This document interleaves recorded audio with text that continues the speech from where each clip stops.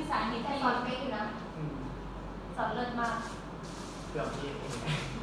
ก็ได้เพราะอะไรคะเพราะว่าเอาไปเพราะว่าสไลด์อ้างเป็นหลาย สวัสดีค่ะนักเรียนสวัสดีค่ะ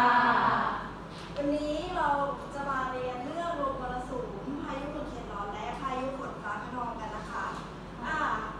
ก่อนอื่นเลยนะคะครูจะถามว่าฤดูกาลเช่นฤดูกาลฝนมีฝนตกในปริมาณมากฤดูหนาวมีอากาศหนาวและแห้งแล้งสิ่งเหล่านี้ได้รับอิทธิพลมาจากอะไรคะนักเรียนพอจะรู้ไหม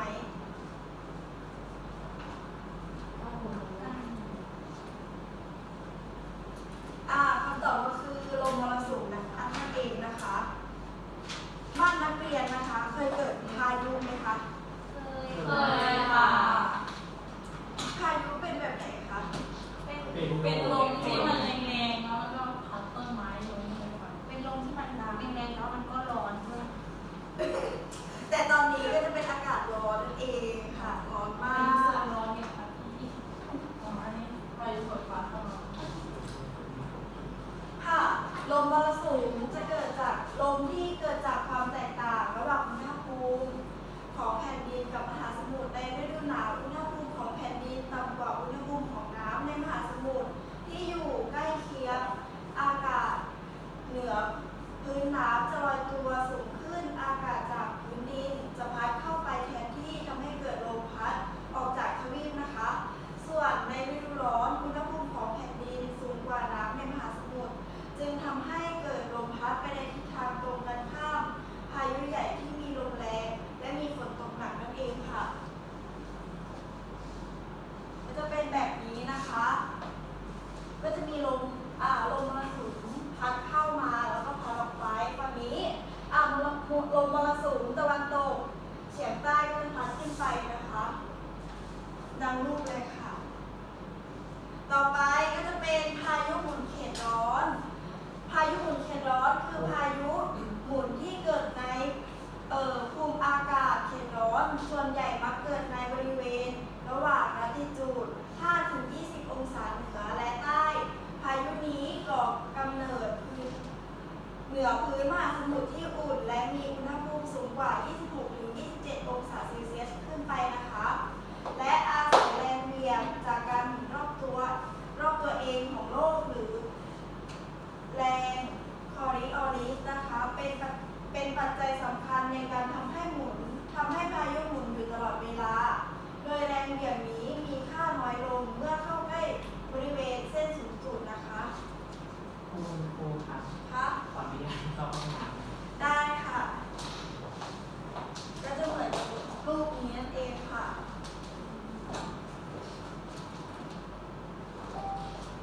ต่อไปพายุฝนฟ้าคะนองนะคะคือปรากฏการณ์ของอากาศซึ่งมีกระแสลมแรงฟ้าแลบฟ้าร้องและฝนซึ่งเกิดขึ้นจากเมฆคิมูโลดิมบัสเมฆพายุฟ้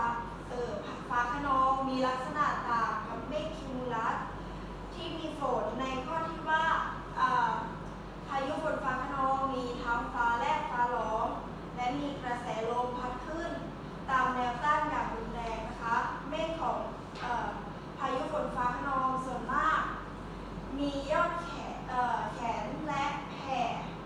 ออกไปเป็นบริเวณกว้างจนเป็นรูปร่างคล้ายรูปทั้งนี้เป็นสัญลักษณ์ที่ชัด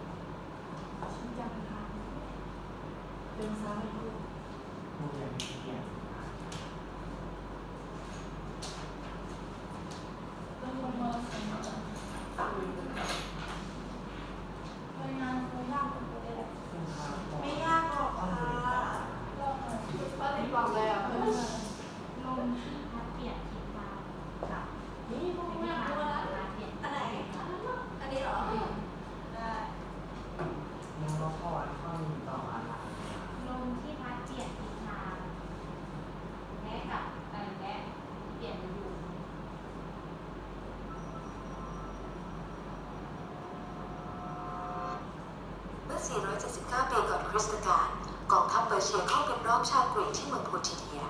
กระแสน้ำถอยห่างจากชายฝั่งไปใกล้กว่าปกติเปิดเส้นทางสะดวกให้กับการเดินทัพกองทัพเปอร์เซียไม่ได้โชคดีทหารข้ามไปไม่ถึงครึ่งทางน้ำทะเลได้ย้อนกลับมาเป็นคลื่นสูงกว่าที่ทุกคนเคยเห็นโถมทำลายกองทัพเปอร์เซีย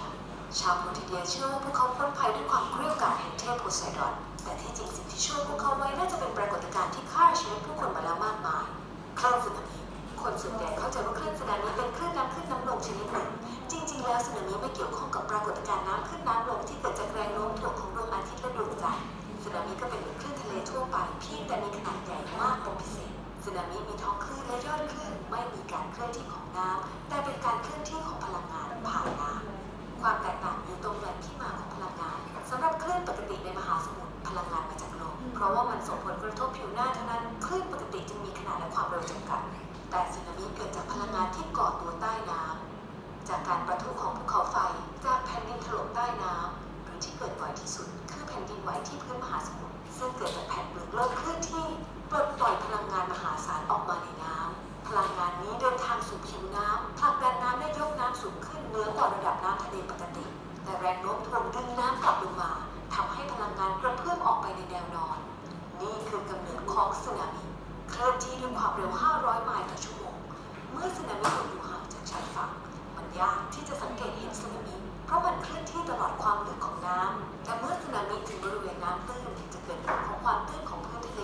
เพราะว่าพลังงานเคลื่อนผ่านบริเวณที่มีปริมาณน้ำน้อยลงพลังงานมหาศาลที่ยังมีมากอยู่จึงถูกบีบอัดความเร็วคลื่นลดลงขณะที่ความสูงคลื่นเพิ่มขึ้นได้ถึง100 ฟุตคำว่าสึนามิเป็นคำภาษาญี่ปุ่นที่แปลว่าคลื่นท่าเรือเพราะสึนามิมักจะปรากฏให้เห็นต่อเมื่อมันถึงใกล้ชายฝั่งแล้วถ้าท้องคลื่นของสึนามิมาถึงชายฝั่งก่อนน้ำทะเลจะถอยห่างจากชายฝั่งไปไกลกว่าปกติก่อนที่ตัวคลื่นจะเข้าถึงชายฝั่งซึ่งก่ออันตรายได้มากจากความเข้าใจผิดสึนามิฆ่าชีวิตคนที่อยู่ใกล้ชายฝั่งและยังโถมทำลายตึกและต้นไม้ที่อยู่ลึกเข้าไปในแผ่นดินใกล้ถึง1 ไมล์โดยเฉพาะในพื้นที่ต่ำหนำซ้ำน้ำมหาศาลที่ไหลย้อนกลับสู่ทะเลลากเอาซากปรักหักพังและสิ่งใดหรือใครก็ตามที่โชคร้ายตกอยู่ในเส้นทางนั้นเหตุการณ์สึนามิในมหาสมุทรอินเดียเมื่อปี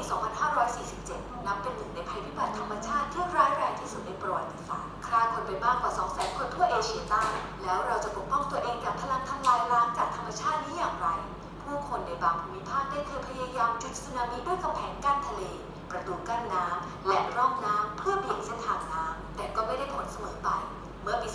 2554 สึนามิได้ข้ามกำแพงกั้นน้ำซึ่งปกป้องโรงไฟฟ้าฟุกุชิมะของประเทศญี่ปุ่นนำไปสู่ภัยพิบัตินิวเคลียร์นอกเหนือจากที่มันฆ่าคนไปแล้วกว่า 18,000 ชีวิตนักวิทยาศาสตร์และผู้กำหนดนโยบายจำนวนมากจึงเพ่งความสนใจที่การตรวจจับสึนามิแต่เนิ่นๆโดยจับตาดูความดันใต้น้ำและการเคลื่อนตัวของแผ่นเปลือกโลกและจัดตั้งเครือข่ายการสื่อสารครอบคลุมทั่วโลกเพื่อแจ้งเตือนภัยอย่างรวดเร็วเมื่อธรรมชาติทรงพลังเกินกว่าจะหยุดยั้งการรับมือที่ปลอดภัยที่สุดคือหลบให้พ้นทาง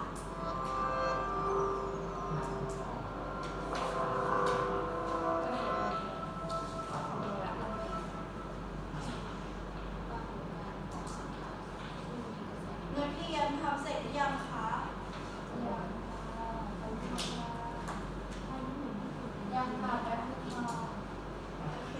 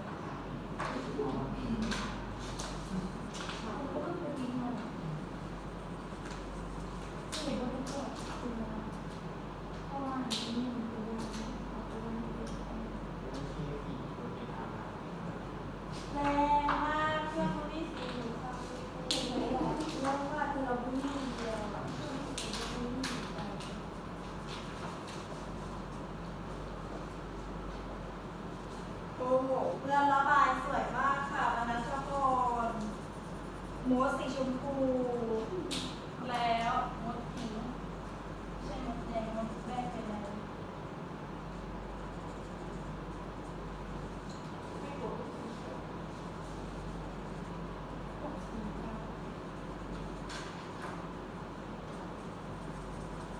แก้มกบน่ารักมากชมพูเขินๆ ของเรา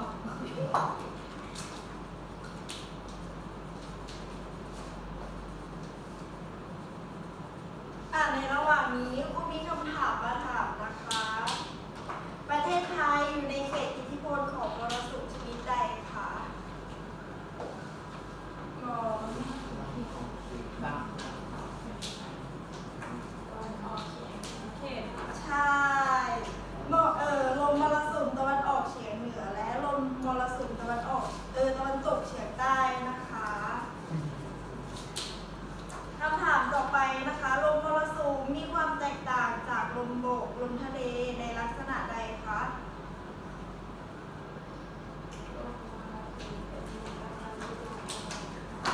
อะไรนะคะครูไม่ได้ยินเลย เริ่มว่าได้ผลเป็นความเริ่มประจำฤดูกาลค่ะ เป็นคำตอบที่ถูกเหมือนกันค่ะ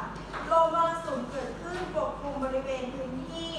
กว้างมากกว่านั่นเองนะคะคำถามต่อไปนะคะไต้ฝุ่นเป็นชื่อของพายุหมุนเขตร้อนที่เกิดขึ้นบริเวณใดคะพายุไต้ฝุ่นไต้ฝุ่นนะคะพายุไต้ฝุ่นที่เราเคยได้ยินกันไหมคะ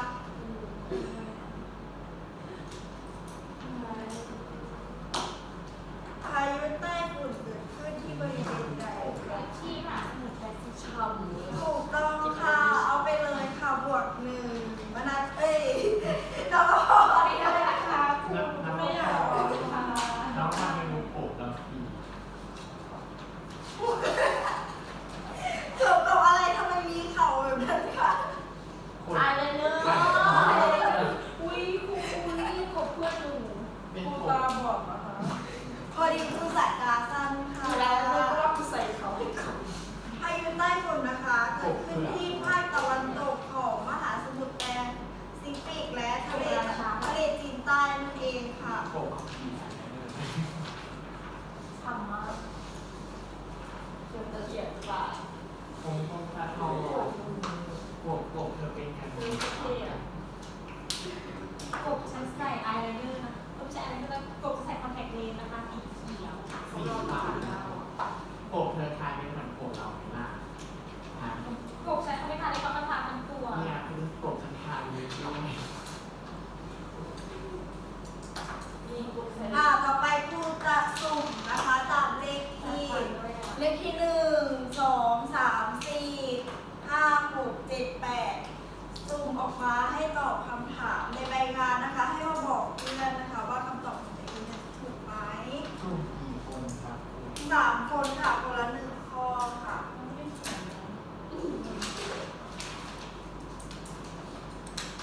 ครูจะสุ่มแล้วนะคะ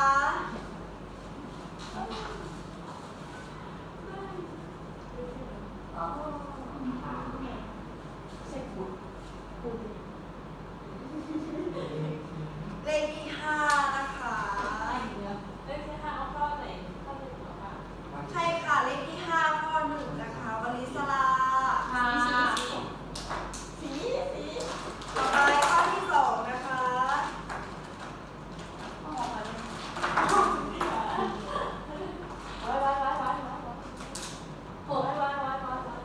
เจ็ด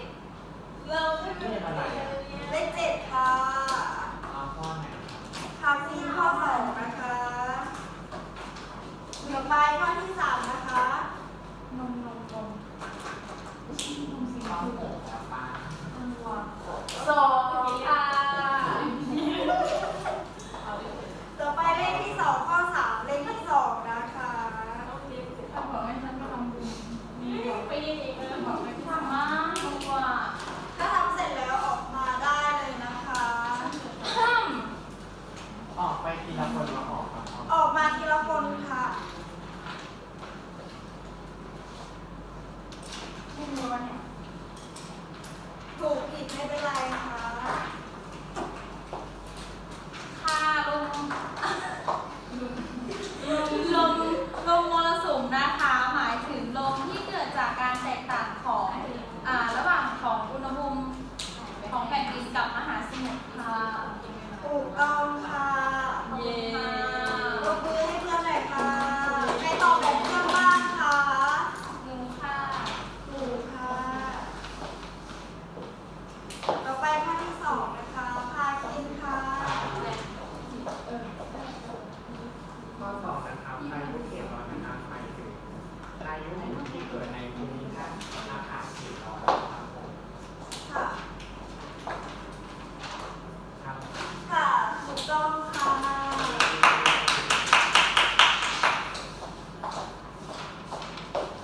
แล้วก็ข้อสุดท้ายนะคะพายุฝนฟ้าคะนองนะคะหมายถึงปรากฏการณ์ของอากาศนะคะซึ่งมีกระแสลมแรงนะคะ ซึ่งปรากฏการณ์นี้นะคะจะเกิดจากเมฆฟิวมูโรนิมัสค่ะ ถูกต้องค่ะใครตอบเหมือนเพื่อนบ้างคะ ค่ะ ตอบเหมือนเพื่อนทั้งสามข้อนะคะถูกต้องหมดเลยค่ะต่อมาเราก็จะสรุปกันนะคะ